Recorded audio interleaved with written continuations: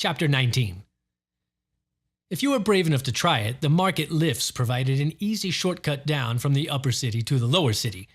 The 4 great outdoor elevator platforms worked day and night, bringing goods up from the canal docks to the markets above. The dock workers weren't supposed to allow passengers on the freight elevators, but they looked the other way if you slipped them a penny to catch a ride down. Garrett handed over his 2 brass, and the grinning docker hooked his thumb toward one of the platforms, almost fully laden now with empty crates and wooden pallets. Mind you, stay to the center, and don't stick your hands between the boxes if you want to keep your fingers. Yes, sir, Garrett said, and he led Caleb out onto the gently swaying platform, finding a good stack of crates on which to sit. Soon enough, the dockers finished their load and waved toward the ox driver. A loud "hup hup" followed, and the oxen team leaned against their yokes.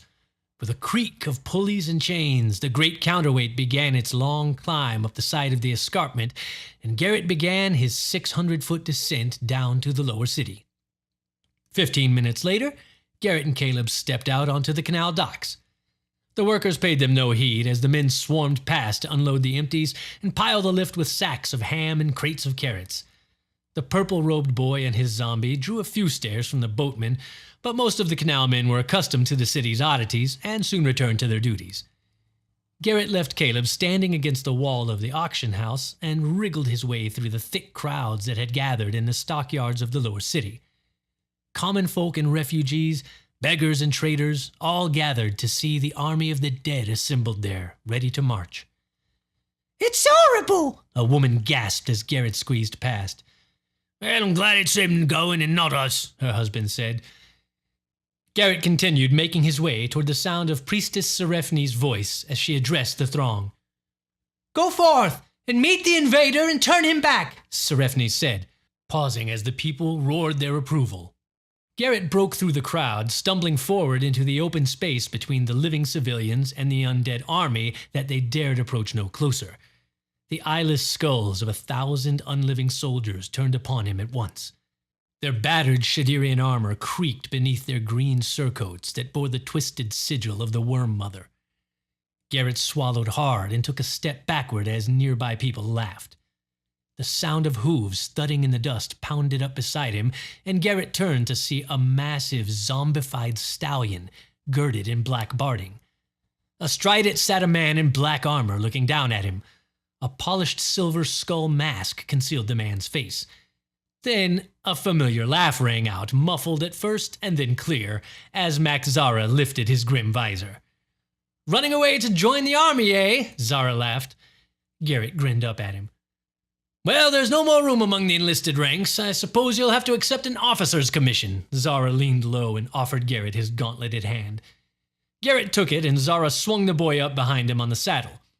Zara's great undead steed thundered back to the group of riders assembled behind the priestess. Jitlo sat upon a mummified stag with gilded horns and a green and purple caparison.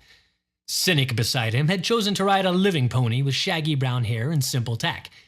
Garrett recognized a few other young necromancers among them, but green-clad Templar soldiers formed the bulk of the officer corps. The priestess Seraphine's chestnut mare, draped in braided cords of green and gold silk, nickered and shied away as Max's undead horse took its place beside her. She graced Zara with a slight smile before returning to her speech.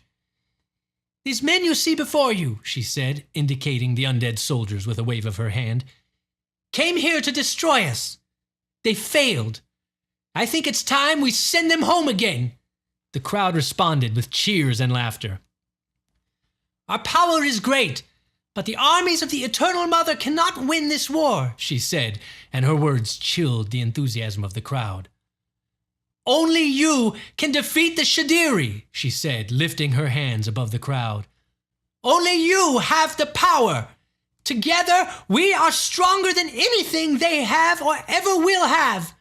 I know this to be true." Seraphine reached into her breast pocket and drew forth a little book, bound between 2 thin plates of red steel. She held it above her head. "I know this because I have read their book." The priestess opened the pages of the Shadirian holy book to a marked passage and read aloud. Ye shall drive them before you, the enemies of God, turning not from righteous slaughter where ye find them. Where they flee, pursue without mercy, and where they stand, destroy them. Turn them against the other, that they may waste their strength in folly. Permit them neither rest nor succor, but press them and drive them mad with the fear of the red hammer. Serefni dashed the book down into the mud of the stockyard, her eyes blazing. Do I look afraid to you? She shouted. The crowd roared out a ragged, "No!" Are we divided against one another? No! Are we going to let any of them return home alive?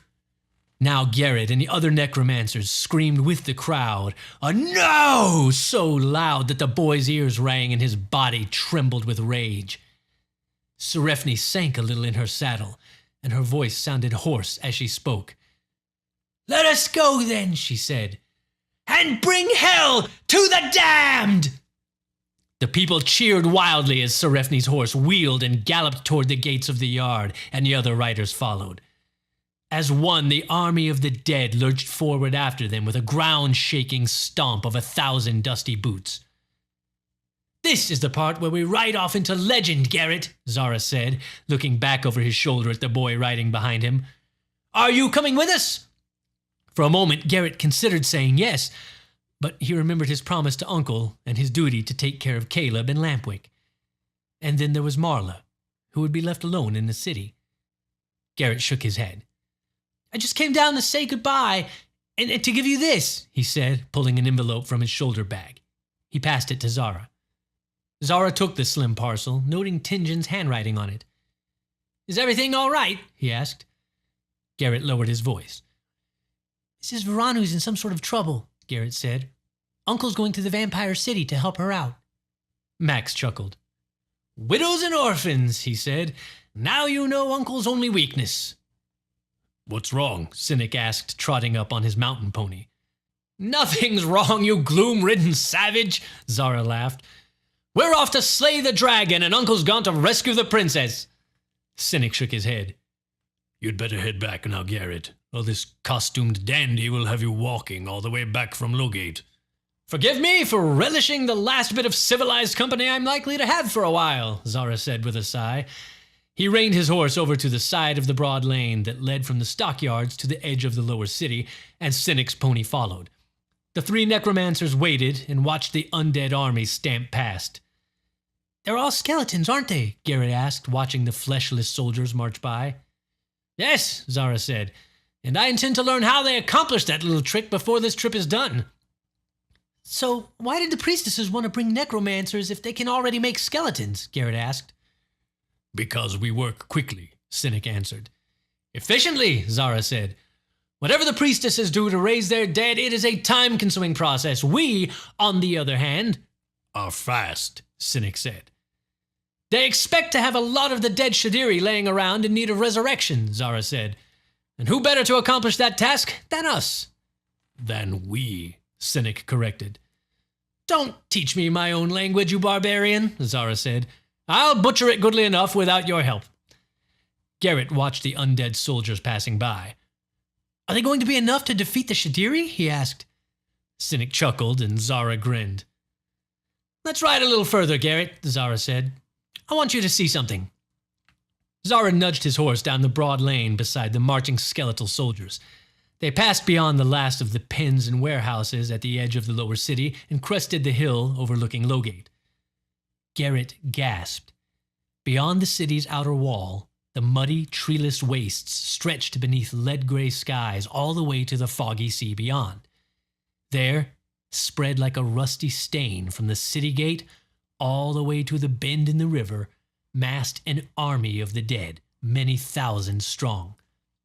Above the core group of skeletons waved the green banners of Moravant, and black pinions bearing the sigils of necromancers fluttered above the outlying zombie units. "The ones they brought into town were the prettiest," Cynic said. "Have you ever seen anything like it?" Zara said. "It's beautiful." Garrett tried to speak, but only stared wide-eyed at the horde assembled before the Twilight City. His skin tingled with awe and not a little fear. By the gods, Garrett, Zara said.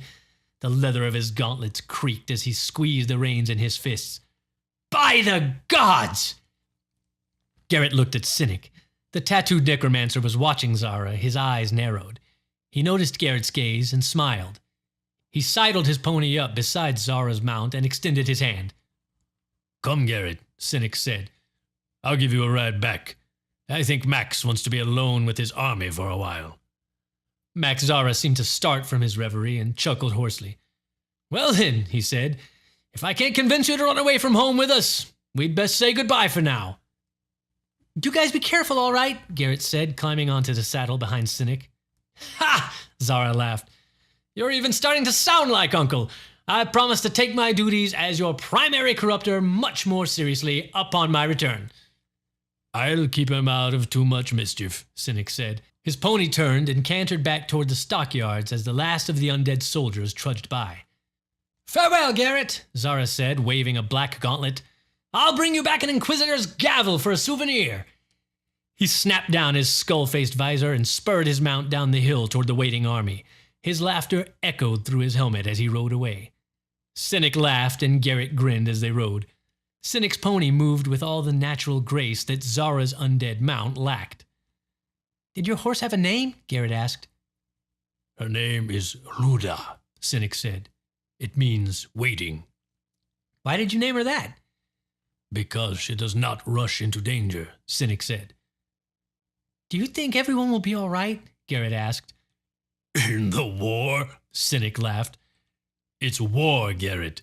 Do not wish for easy victories, and you will not be disappointed. Garrett fell silent. Fear won't do you any good either, Cynic said. Our enemies may be strong, but they've never really faced necromancers before. We do not fight the way other men fight, and that may be the advantage we need to overcome them. Cynic started to speak again, but stopped as they approached the edge of a large crowd of lower city folk that had gathered around the auction house. Shouts and jeers rose from the center of the crowd, and rising above them, the angry moans of a zombie. Caleb! Garrett shouted, sliding down from the saddle to wiggle through the mass gawking tradesmen and refugees. He pushed through into a clear space at the center of the crowd to see his zombie swinging his fist at a young man in patched leggings and a leather vest who danced clear of the sluggish blow with a mocking laugh. The ragged young man stepped in and landed a solid hit on Caleb's jaw, sending the zombie reeling. "Where's my money, Kurtz?" the ruffian shouted. "You ain't gonna get off with it because of being dead. It ain't that easy." He gave Caleb a savage kick that sent him crashing amid stacks of empty fish baskets. "Leave him alone!" Garrett shouted.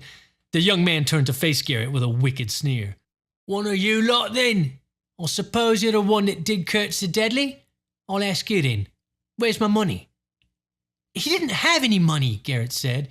"He was killed by the night watch. We just reanimated the body." The young man ran his thick fingers through his sandy hair. A bit of the sneer disappeared from his face. "All I know is this stinking hunk of worm food was the last one had his hands on my coin, and somebody's going to get it back for me. I guess that means you, runt." The thug took a step forward, and Garrett took a step back. "I don't have any money," Garrett said. "Now, I don't think I believe you," the thug said. "Why don't we check and make sure?" He nodded, and two skinny young men broke from the crowd to advance toward Garrett with leering grins. Garrett's skin ran cold, and he took another step back, but the two henchmen moved quickly to cut off his retreat. "Careful, Rand," one of the thugs said. "He's one of the magicians." "Yeah, Rand," the other laughed. "Might turn you into a mouse or something." "Only mouse I see here," the one named Rand said, "is a scared little runt about to wish he did have my money." One of Rand's henchmen snatched at Garrett's cloak, and he jumped away, only to be grabbed by the other, who held him fast, arms pinned behind his back. Garrett struggled uselessly as Rand stepped up, cracking his knuckles and smiling. A whirring noise ripped through the air, and Rand jumped back with a curse as a black dagger thumped hilt deep into the dirt at his feet. The crowd of onlookers parted to reveal Cynic astride his shaggy pony, another blade already in his hand. His hood was thrown back to reveal his grim, tattooed face. Garrett felt the thug's grip on his arms falter, and he slipped free, stumbling clear of Rand's gang to run to Cynic's side. Rand looked to his men for support, but their eyes were locked on the dagger in Cynic's raised hand. Rand snarled and yanked a knife from his belt. "Come on then, Ink Man, let's see what you got." "You have challenged the boy first," Cynic said. "If you still live after fighting him, then you may challenge me next." Garrett's eyes went wide as he looked up at Cynic in disbelief. "What?" Rand managed to say. Cynic dropped from his saddle and strode into the center of the crowd circle. Rand brandished his knife, but gave way. Cynic stooped and yanked his thrown dagger from the ground, leaving a small crater as the thick blade pulled out a chunk of dirt. He wiped it on the leg of his robe and slipped it back into its scabbard.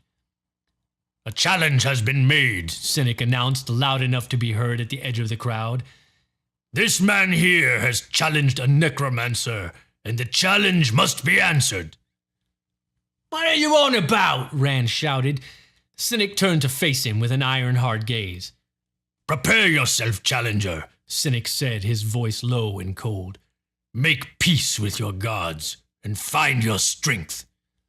Rand screwed up his face in a confused squint. "You lank-headed gint, what do you think this is?" Cynic ignored him, walking back to kneel beside Garrett. "Your blade, please, young master," he asked. "Cynic, what are you doing?" Garrett whispered. "I can't fight him." "The challenge was made without a blade and must be answered in kind," Cynic said, taking Garrett's knife from his belt. "I can't do this," Garrett whispered. "He's twice my size. He'll kill me." Cynic placed his hand on Garrett's shoulder and knelt low, looking the boy in the eyes. "How big was the dragon, Garrett?" he asked. "You Faced a dragon and lived. How dare you be afraid of trash like this?"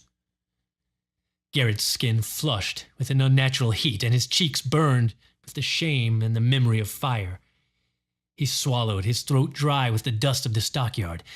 Cynic stood and stepped away, leaving the boy to face his enemy. Rand no longer looked quite as tall. "Who is your second?" Cynic asked the thug. "My what?" "Your man," Cynic said. "Who will hold your blade and end your suffering if you call for mercy?" "You're off your spindle," Rand scoffed. He passed his knife to one of his men and stripped off his vest and shirt. "This won't take long," he said. Garrett stood, motionless, watching the big man walk toward him. Garrett's skin tingled, and the dull, distant roar of his own pulse filled his ears. He saw himself with a sort of detached awareness, as though he only observed the fight from a distance. "Any final words, Runt?" Rand asked.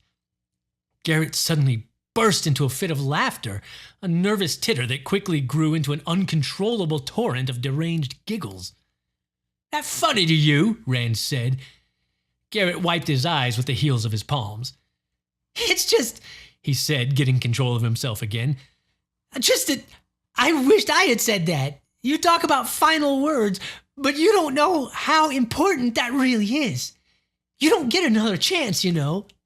Garrett sniffed, rubbing his eyes with his sleeve.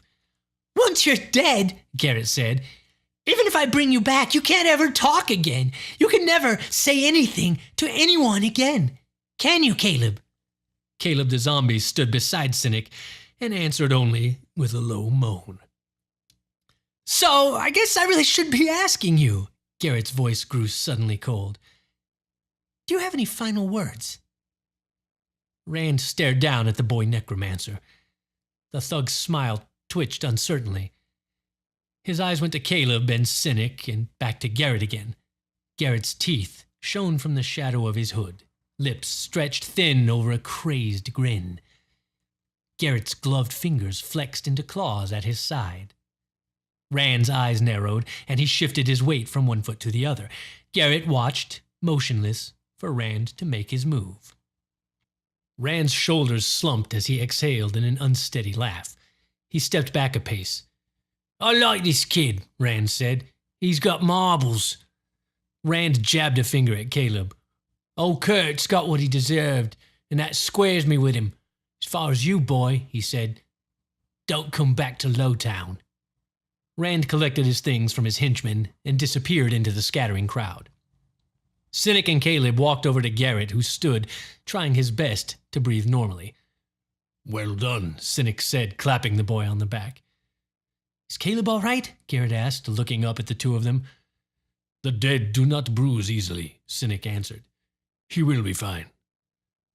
Sorry I left you here, Garrett said to Caleb. The zombie stared down at him, his pale lips trying to form words and failing. At last he reached out a cold hand and patted Garrett atop the head. I'd better be going now, Cynic said, smiling proudly. Are you good to make it back to Uncle's house alone? I'm not alone, Garrett said. I've got Caleb with me. Caleb grunted reassuringly. Chapter 20. Winter came at last to the city of Wither, bringing with it the ceaseless rains of the cold season. The rain washed away the last dead husks of the autumn locusts and darkened the dull gray streets into glossy black mirrors. Garrett looked down at his reflection as he splashed through the shallow water that pooled between the cobbles. He cast a small, dark shadow against a band of gray sky. Beside him stalked a long, pale reflection, shimmering with raindrops. Caleb, like Garrett, carried a sodden bundle of firewood. They turned from Chapel Street when they reached the open gates of the Arcane Quarter, walking up Vast Street to Uncle's house. Garrett nodded at a passing neighbor, Mr. Tiggs, a scribe of some skill. The man waved back, nearly upsetting the stack of documents he was trying to keep safe beneath the canopy of an eelskin umbrella. When they reached the front steps of Uncle Tingin's manor house, Garrett set his bundle of wood on the landing and fished for the door key in the pocket of his waterproof coat. A minute later, Garrett and Caleb stood, dripping, in the dark entryway of the manor house. "Fraith," Garrett spoke, and the witch fire sconces flared to life, filling the hallway with a greenish glow. Garrett pulled off his coat and helped Caleb with his, hanging them above the drain in a small side closet. "Uncle?" Garrett called out, hoping for, but expecting no answer. None came. Nearly 3 months had passed since the day the other necromancers had left the city. Little news of the war made its way back to Wither, and no word of his uncle or his mission to the vampire city. Garrett sighed, picking up his wood bundle, and motioned for Caleb to follow him upstairs. They set the wood on the tiles beside the hearth in Garrett's room to dry. Garrett saw little sense in heating the rest of the house. The servants didn't need the heat, and Garrett could throw on a sweater for his brief runs to the kitchen and privy. He lifted a fresh log from the dry pile and rolled it onto the fire, crushing the coals beneath into a swirl of sparks. He stripped off his damp woolen overshirt and dragged a clean one from his dresser drawer. "Greetings, fair one. I hope to find you well," Garrett spoke in Fey. "Well I seem, Dusk Dweller," Lampwick answered from her cage atop a table near the hearth. She looked up at him with a tired smile. "Are you Dayling well?" "Dayling?" Garrett said. "I don't—" he began in Gloran before switching back to Fey. "I don't know that word." "Dayling," Lampwick said, looking around trying to think. She placed her tiny hand on her chest. "I am Fairy." "Fairy?" Garrett offered. "Yes, fairy," she said. "Those like me are fairy too. They are my Dayling." "People," Garrett said. "Yes, my people are well, I think." "You do not hear from the old one?" she asked. Garrett shook his head. He remained silent for a moment and then noticed the expectant look on the little fairy's face. Garrett frowned. "I could not find any flowers today. I am broken." Lampwick giggled. "What?" he asked. "You mean you are sorry?" She corrected him, using the proper Fey word. "And I am sorry, but this cup is broken." She indicated the pink porcelain teacup that he had placed inside her cage as a makeshift bath. A crack ran from the base of it to a broken gap at its lip. "What happened?" he asked, his eyes full of concern. "Are you wounded?" Lampwick looked slightly ashamed, her eyes downturned. "I was angry. Sometimes I am very tired of this Viortnik cage." Garrett did not ask for a translation. "I am sorry," Garrett said. I give to you my promise. I must find a way to make you free. Lampwick smiled, giving off a soft pinkish glow. Caleb groaned, drawing Garrett's attention to where he stood beside Garrett's desk. The zombie raised his fist and brought it down stiffly atop a pile of books. Huh? Garrett said. Caleb moaned and brought his fist down on the books again. Garrett shook his head. No, he said. Breaking the cage won't work. Marla told me that once the spell is woven, the cage doesn't really matter. The spell holds Lampwick inside, even if we cut all the bars away and got rid of the cage entirely. Caleb groaned in frustration and swung his arm, knocking a book from the top of the stack onto the floor. Caleb, Garrett yelled. What's wrong with you? Caleb dipped his head and stepped back, murmuring to himself. Garrett crossed the floor and bent to pick up the book. He started to place it back on the pile when he noticed its title. A treatise on the use... Wild magic, Garrett said, examining the book. Zara's birthday gift. He had read through it a few times, but never made much headway with the cryptic texts contained therein. He opened it again now. His eyes passed over the mystical language once more, but this time certain words began to catch his eye. Words whose meanings he now understood. Fae, Garrett said. It's written in Fae, or something like it. He ran to Lampwick's table and laid open the book before her. Can you speak this? He asked breathlessly in her language. Lampwick's shining eyes lifted from the pages of the book, and she nodded. Can you teach me meaning this? He asked, his grammar faltering somewhat. Yes, she said. Garrett looked up at his zombie. Caleb, you're amazing. Caleb's face twisted with the memory of a smirk.